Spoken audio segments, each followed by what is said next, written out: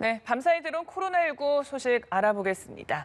어제 신규 확진자 수는 전날과 마찬가지로 300명대 머물 것으로 예상됩니다. 네, 이런 가운데 오늘은 전국의 초중고등학교가 개학하면서 감염 확산 우려도 함께 커지고 있는데요. 취재기자 연결해 자세한 소식 알아보겠습니다. 박수주 기자, 우선 어제 신규 확진자 수부터 전해주시죠. 네, 어젯밤 9시 기준으로 전국의 신규 확진자는 319명으로 집계됐는데요.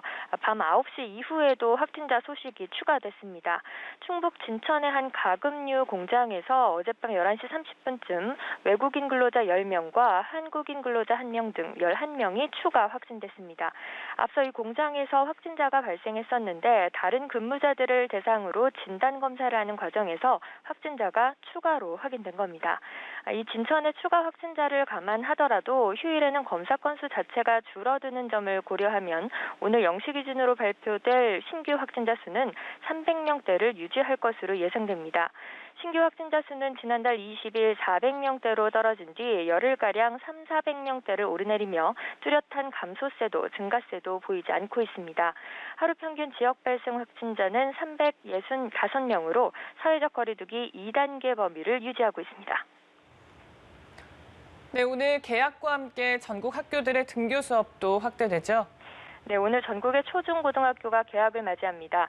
올해부터는 고3 수험생뿐 아니라 유치원생과 초등학교 1, 2학년도 사회적 거리두기 2단계에서 매일 유치원과 학교에 가게 됩니다.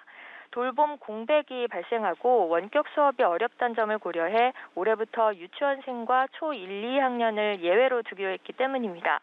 나머지 학년은 거리두기 단계별로 정해진 등교 밀집도에 따라 격주나 격일 등의 형태로 등교하게 됩니다. 지난해보다 등교 인원이 늘어난 만큼 방역에도 신경 쓸 수밖에 없는데요. 수업 시간은 물론 쉬는 시간에도 마스크를 써야 하고 매일 등교 전 체온과 발열 여부 등을 확인해야 합니다.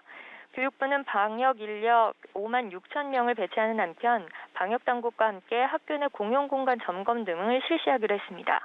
방역당국은 학생이나 교직원 할 것 없이 방역수칙을 철저히 지키고 증상이 있으면 나오지 말고 즉각 검사를 받아달라고 당부했습니다. 매일 등교는 현행 거리두기 단계가 유지되는 오는 14일까지 적용되고 2.5단계부터는 불가능합니다. 지금까지 보도국에서 전해드렸습니다.